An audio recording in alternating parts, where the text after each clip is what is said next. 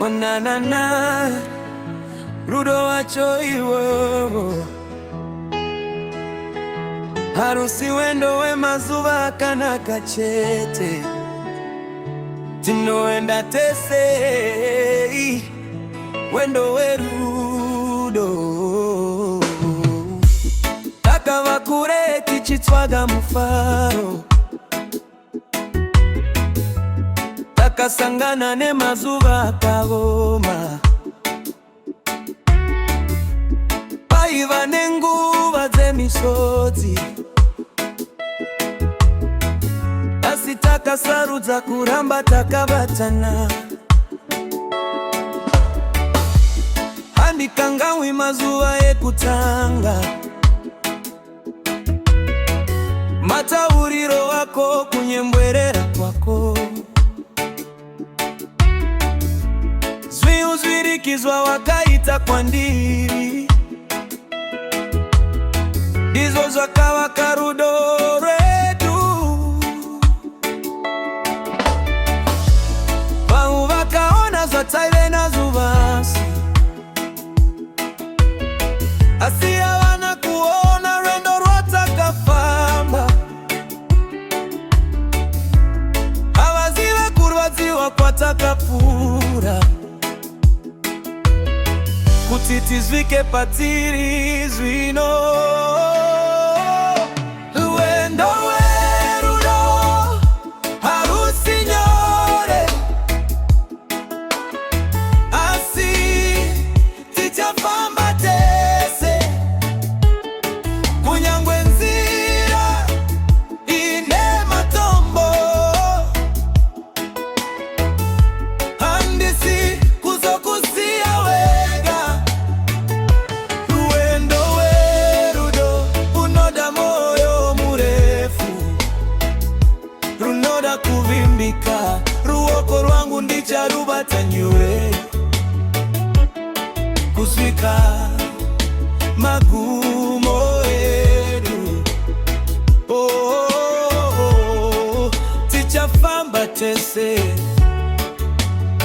rwendo rwerudo dzimwe nguva tichasangana nemhepo huru dzimwe nguva zuva richavanda asi rudo rwedu ruchava mwenje unotitungamirira munzira. Ndichadzidza kukuregerera iwe dzidza kundinzwisisa nekuti hakuna munhu wakakwana asi rudo runogona kugadzirisa. Ngatisavaka pamashoko evamwe ngatisarega vanhu vachiparadzanisa chakavakwa nemoyo miviri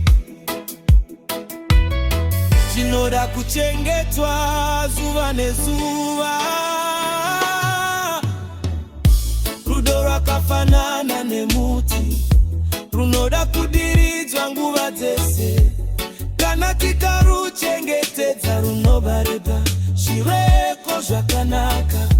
Upenyu hausi rwizi rwakatsetseka asi kana tiri pamwe chete tinokunda mafungu ose tosvika kumahombekombe erufaro.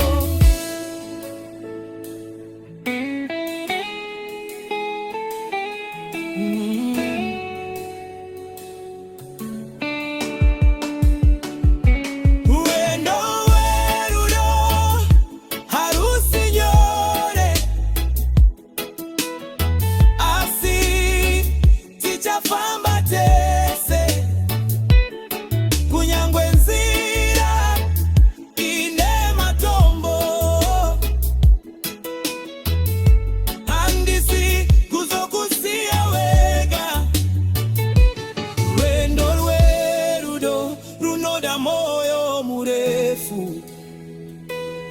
oda kuvimbika ruoko rwangu ndicharubatanye kuzwika magumo edu.